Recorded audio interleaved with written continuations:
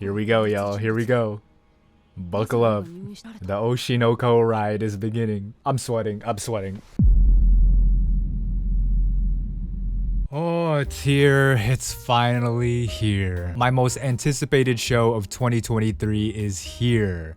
Well, second most anticipated show. My most anticipated show was Ruby Volume 9, but it's a whole nother video. But y'all, Oshinoko is here, and man, did it make a crazy first impression. So let's talk about that first episode, shall we? Or should I say that movie? And when I say movie, I don't mean the fact that it was an hour and 22-minute long premiere. It's not a movie because it feels like something worth paying full ticket price for, plus popcorn and a drink. And I'm not calling it a movie because the GOAT Rie Takahashi put on a triple A-list Hollywood performance. I'm calling it a movie because it tells the story of a bunch of people whose lives are one big performance. Yeah, I know I said kind of the same thing for Kaguya-sama. It's almost as if they were written by the same person, am I right? Anyway, let's just get into it. Like and subscribe and hit up Patreon for my full-length uncut reaction.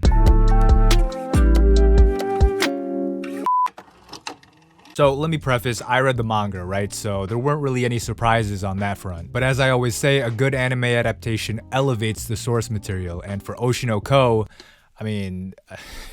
do I even need to say it? Anyway, let's run through the premise real quick. Oshinoko follows the up-and-coming idol Ai Hoshino, except she's gone and done something not so idol-like by getting pregnant. And not just pregnant with twins. Her gynecologist Goro Amemiya happens to be a huge fan of hers, and after a discussion about Ai's philosophy on life, he decides to keep her pregnancy a secret and do everything he can to help her have a healthy birth. The way they did her eyes is so... Her eye... Let me stop. It looks amazing. Rie Takahashi is all-time generational GOAT. Ai's pregnancy goes well, but unfortunately Goro has his isekai protagonist moment when he gets stabbed by some Andrew Tate fan. However, instead of reincarnating into like Konosuba or something, Goro reincarnates as one of Ai's twins, Aquamarine Hoshino, aka the second coming of Miyuki Shirogane. Oh my god, oh my god. Imagine waking up and your mom is Nyan from Twice, bro. My ass would be like, milkers please. Let me stop. Baby need a feeding. Change me. Imagine your baby says that in a deep ass voice, talk about some mother. I need sustenance.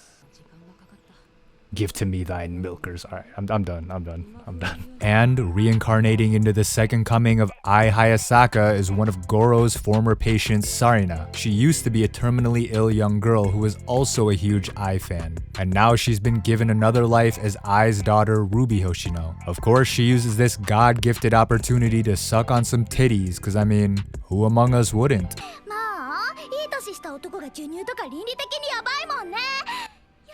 Somewhere, Rudy from Mushoku Tensei is sneezing right now. Has somebody talked about me? Ai struggles to climb the ranks of the entertainment industry while keeping her two kids a secret from the world. That is, until an encounter with the film director Taishi Gotanda.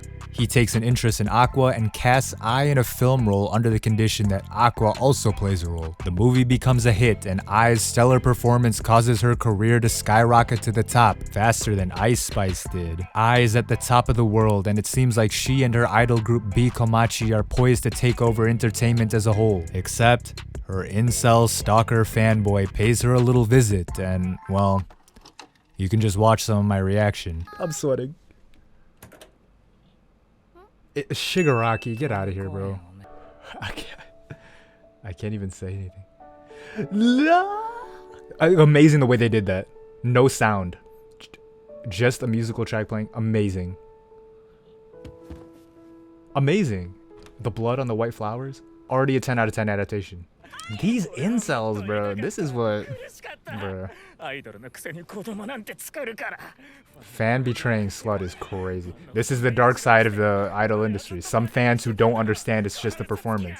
Her first non-performance. She wanted to say I love you for the whole time. Stop playing with this show, bro. Stop playing with this show. Y'all do not know the ride that you're in for on this show. Yep. Looks like that's all the Rie Takahashi voice acting we'll get for this season. But it's not over yet, because Aqua deduces that Ai's killer must be their unknown father, and so he swears that he'll rise up in the entertainment world to find his father and get revenge for Ai. Shenanigans ensue!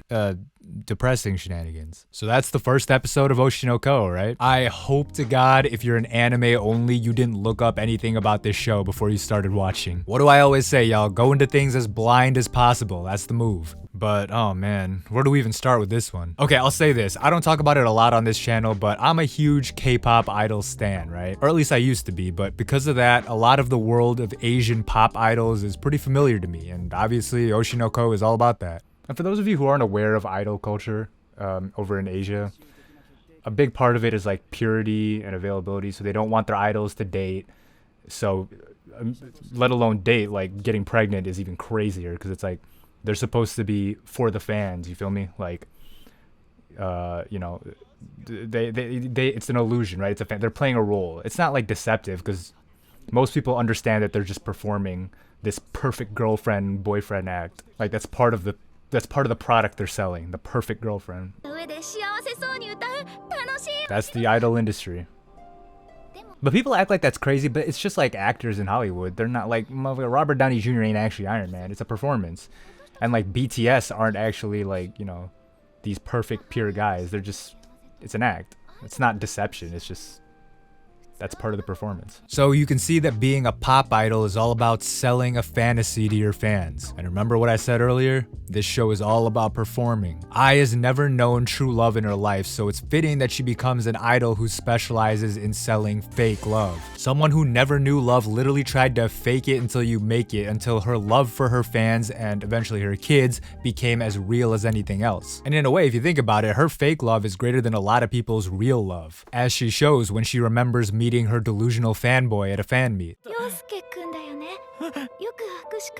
No, recognizing him is a huge W. Look, if I show up to a Blackpink concert, Jisoo is not remembering who I am, bro. Throughout this first episode, Ai has been shown to be the embodiment of a professional idol. She knows exactly what the fans want and how to give it to them. And even though some people, maybe even Ai herself, would call this fake and performative, that's kind of the whole point, right? Ai always wanted to reach a true understanding of love, and she got there by being good at fake love. And thankfully, Studio Doga Kobo managed to create an animated interpretation of the source material that really nails this message home. I mean, obviously all this is just barely scratching the surface of the themes we'll see in this series, but hey man, it's pretty dope so far, no? I mean, like I said, I already read the manga and I was still completely enraptured the entire time. I think this is another Demon Slayer case where the anime just completely elevates the source material to where it's like a whole new product, basically. All the voice actors kill it, the visuals are stunning. I mean, just looking at all of the Hoshino's Mangekyo Sharingan eyes is just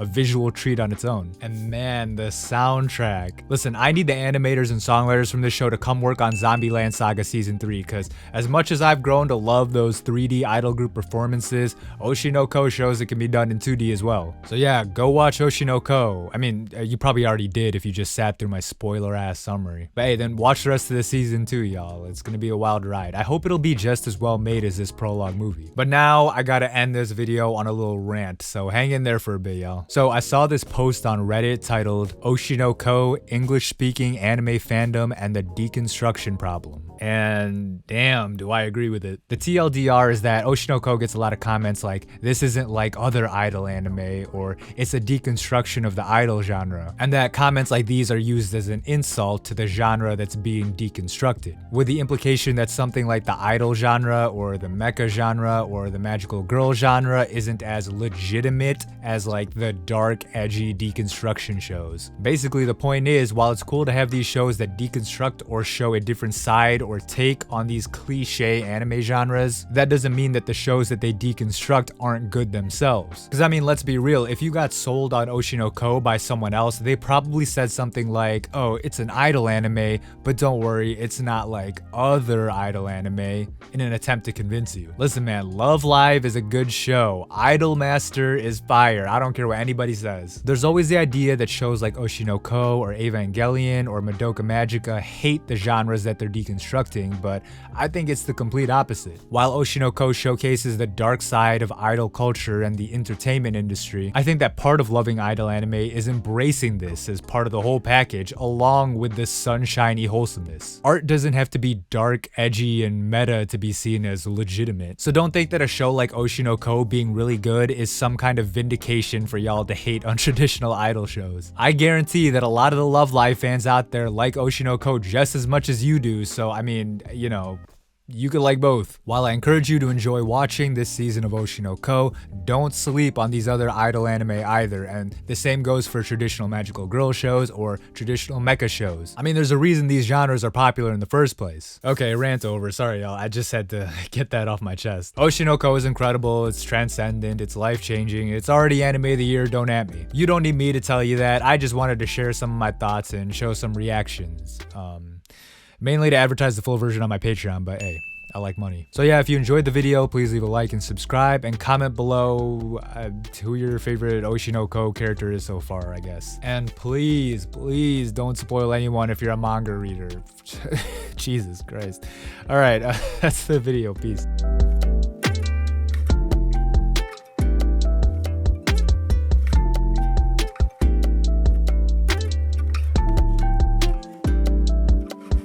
Sorry, one more thing.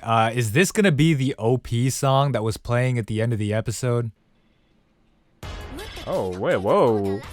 Is this a Blackpink song? Now it's turning into Attack on Titan. Or is that like the ED song? Cause bro, that shit went crazy. Especially if they can get some fire visuals going. Oh man, I would watch that for 10 more episodes.